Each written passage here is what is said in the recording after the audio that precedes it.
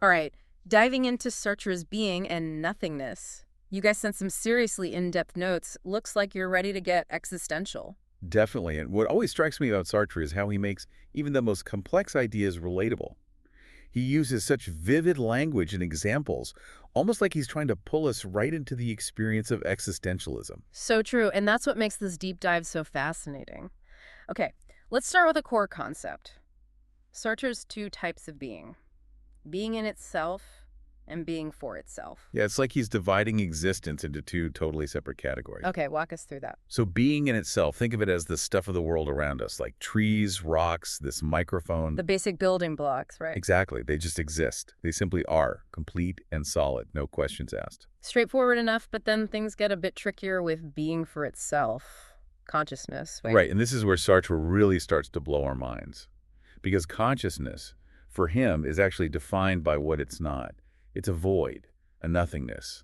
Nothingness. That's a tough one to wrap your head around. How can something be defined by what it isn't? It's a bit of a paradox, but think about it this way.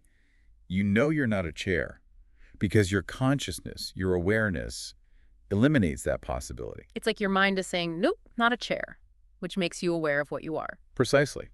And Sartre calls this internal negation, the way consciousness engages with the world by constantly distinguishing itself from everything else. So by understanding what we're not, we come to understand what we are. Exactly. And this leads to Sartre's idea of consciousness as a revelation of being.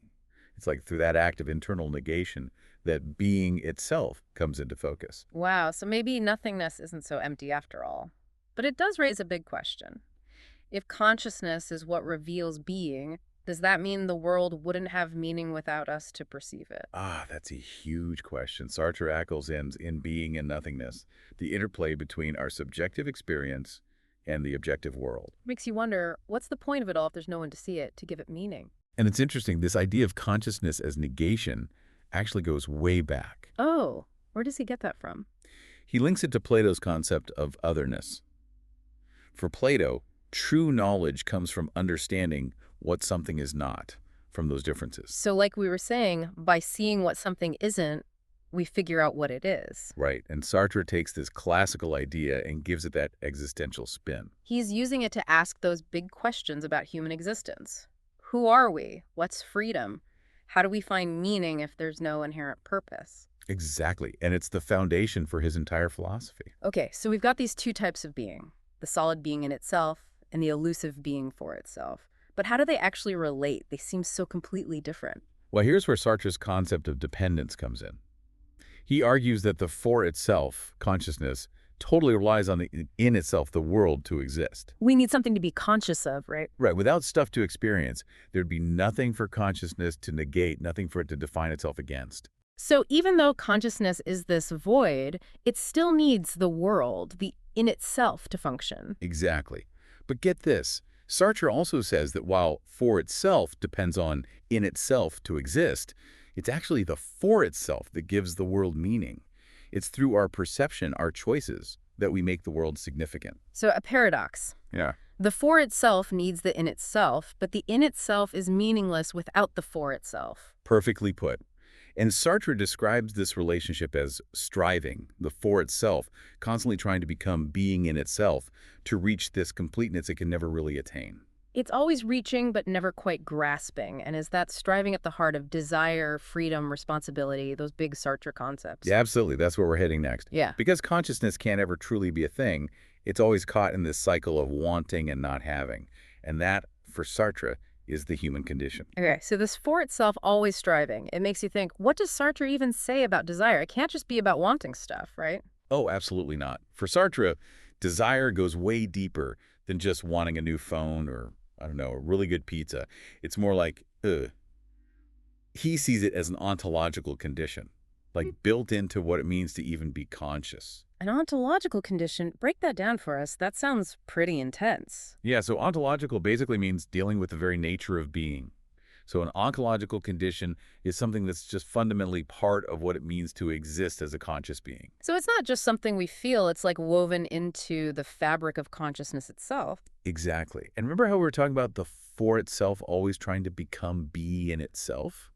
Well, that's what Sartre defines as desire, that striving to overcome this lack, and become complete. So it's not just wanting specific objects, it's about wanting to be a certain way, like achieve some ultimate state of being. You got it. And this is why Sartre thinks desire is ultimately, well, kind of doomed to be frustrated. Because the for itself, by its very nature, can never become being in itself, so it's stuck in this loop of wanting and never fully having. Okay, I see how that ties into his view of the human condition as this constant striving. But how does all of this actually play out in our everyday lives? Well, one of the most interesting ways Sartre explores these ideas is through this concept of bad faith. Or that's like denying our freedom and responsibility by pretending to be uh, basically objects instead of these free choosing beings we really are. Right, like the classic example, someone who's all, I'm a lawyer, that's just who I am. It's like they're trying to fit themselves into this box, avoiding all that messiness of real freedom. Exactly. And Sartre gives so many great examples of bad faith in everyday life. Like, think of that waiter who's playing the role of waiter with all those exaggerated gestures. It's like they're trying to convince everyone, including themselves, that they are that role, that object, instead of a complex human being with all those thoughts and feelings. Right. And that desire to be an object, to avoid the burden of freedom, it shows up everywhere. Sartre even talks about how we can experience our own bodies as objects separate from our consciousness. That's weird. How can we see our own bodies as objects? They're part of who we are. Think about a time you've been sick or injured. You might experience your body as this separate thing almost holding you back, right? Like the you that's experiencing the pain is somehow different from the body that's causing it. Oh, I see. So in those moments, we're kind of distancing ourselves from our own bodies, trying to objectify them to deal with the discomfort. You got it. It's like another form of bad faith, denying that we're these embodied beings. So our bodies are both potential sources of bad faith and this foundation for how we engage with the world. It's complicated. It really is. And it gets even more complicated when we bring in Sartre's concept of the look. Remember, that's the whole experience of being seen by another consciousness, becoming an object in their eyes. Right, like that feeling you get when you walk into a room and everyone's staring at you. Super self-conscious all of a sudden. Exactly. Sartre argues that the look is super fundamental to how we understand ourselves as objects. Like, it's through the eyes of others that we start to see ourselves as these separate beings in the world. So the look basically reflects our objectness back to us, right? Mhm. It forces us to see that we exist not just for ourselves, but also for others.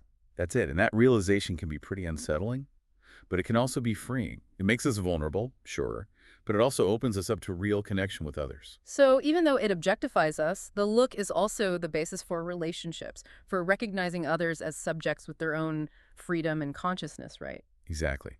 And this brings us back to Sartre's view of desire. Most people, when they think about desire, think of wanting things. Right, like I desire a new car or, I desire some sleep. Exactly, wanting something outside ourselves.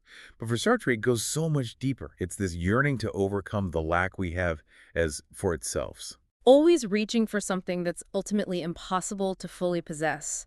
I'm starting to see how this idea of striving is central to his whole philosophy.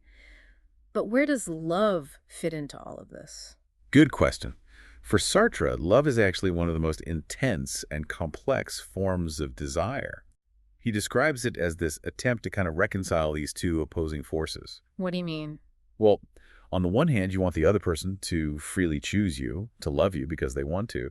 But on the other hand, you also have this urge to, like, possess their freedom, to make their love a sure thing, something you control. So we want something that can only exist in freedom, but in trying to possess it, we kill the very thing we're trying to hold on to. That makes sense, actually. And that's exactly why Sartre thinks love is often such a struggle. It's this battle between our longing for connection and the fear of being consumed by the other person. Freedom versus possession, like a constant balancing act. Exactly. But there's another aspect of love that Sartre explores that's, well, kind of fascinating.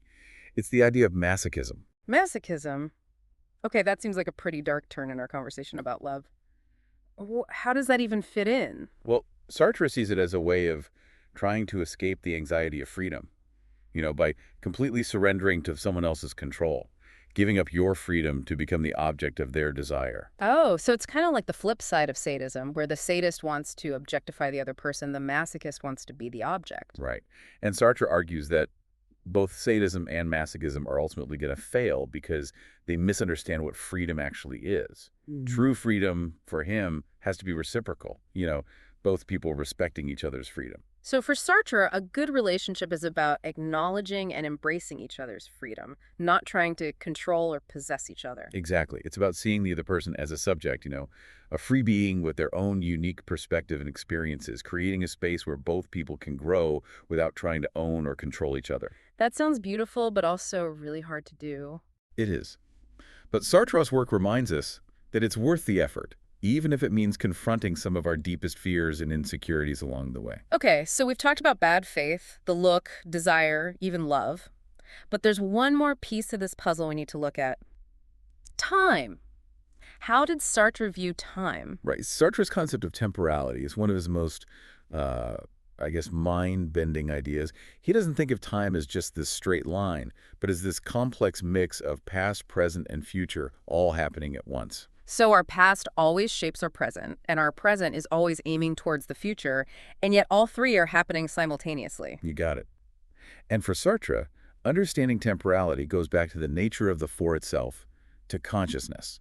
Remember, consciousness is always becoming, projecting itself toward possibilities that don't exist yet. So our minds are always kind of ahead of themselves, reaching for something in the future. Exactly. And that's what creates our experience of time. The past is what we have been, the future is what we aim to be, and the present is that process of becoming that connects them. So time isn't something outside of us. It's something we create through our consciousness, through our choices, and how we see ourselves in the future. Precisely. And this leads to one of Sartre's most famous, maybe most challenging ideas.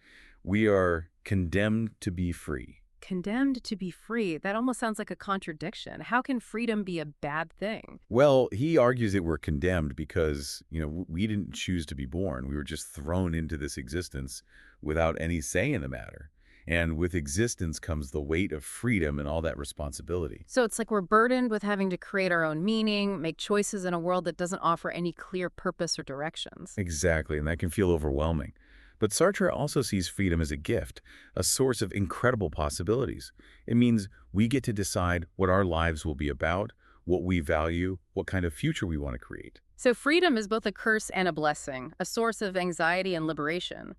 We recognize that our existence is kind of absurd, but we also embrace the power we have to shape our own destinies. That's Sartre's existentialism in a nutshell, and it's an idea that really speaks to people today, especially when so many are struggling to find meaning and a sense of identity in a world that feels chaotic and uncertain. Okay, so we're condemned to be free, this huge responsibility to create ourselves. But how do we actually do that? Where do actions fit in for Sartre? That's the core of it, right? And it gets to the heart of his ideas about action and responsibility. He was adamant that we're not just thinking beings, we are what we do. Our actions are a direct expression of our values, of our choices. So no more just contemplating freedom or theorizing about beliefs. It's about actually living those beliefs, putting them into action in the world. Exactly. Authenticity for Sartre means engaging with the world, owning those choices, shaping our lives through what we actually do. He even goes as far as saying that, well, even inaction is a choice. It's a way of dodging that anxiety, that responsibility that comes with real freedom. So even feeling stuck, even when we don't act, we're still revealing something about who we are by that very choice. There's no escaping the responsibility of being this for itself, this conscious being. Yeah, and that can be, well, pretty heavy stuff to realize. When we really grasp how free we are, how much we create ourselves, it can bring up a lot of existential angst. Like suddenly realizing we're not passengers on this ride, but the ones behind the wheel. We have the power to steer wherever we want, which is both exciting and kind of terrifying. Perfect analogy. And Sartre doesn't shy away from that anxiety. He actually embraces it, sees it as part of being human, part of being truly free. So we're not trying to eliminate the angst, pretend it's not there. It's more about recognizing it, letting it fuel us instead of freezing us in place. Exactly. It's like the price we pay for the freedom to shape our own destinies. Which brings us to the ultimate question, the one at the core of all this existentialism. What's the meaning of life? If we're just thrown into existence, no set purpose, if we're making ourselves up as we go along, how do we find meaning when it seems like there's no inherent meaning out there? That's the challenge, isn't it? And Sartre's answer, maybe not immediately comforting, is that we create meaning through those very actions, through the choices we make, the projects we pursue. So it's not about finding meaning somewhere out there. It's about generating it through how we live. Right. And that's why Sartre's ideas still feel so relevant today. So many people feeling lost, searching for purpose in a world that's, well, pretty chaotic. Sartre offers this radical alternative. We're not just victims of our circumstances, we're active in creating our own lives and, in a way, creating meaning itself. Powerful stuff. It is, and I think he'd be happy about that. He always believed that philosophy shouldn't be stuck in some ivory tower. It should be lived, a tool for figuring out those big questions, and ultimately for living a more authentic life. So, as we wrap up our deep dive into being and nothingness, what's the one thing you want to leave our listeners with? I'd say remember, you are free. You are responsible.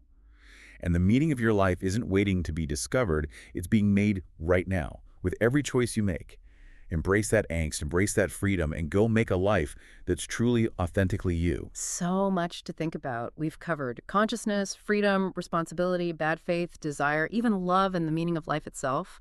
Pretty dense stuff. It is, but that's Sartre for you. Thanks for joining us on this existential journey, everyone. Keep questioning, keep exploring, and most importantly, keep choosing. Because like Sartre said, man is condemned to be free. Because once thrown into the world, he is responsible for everything he does.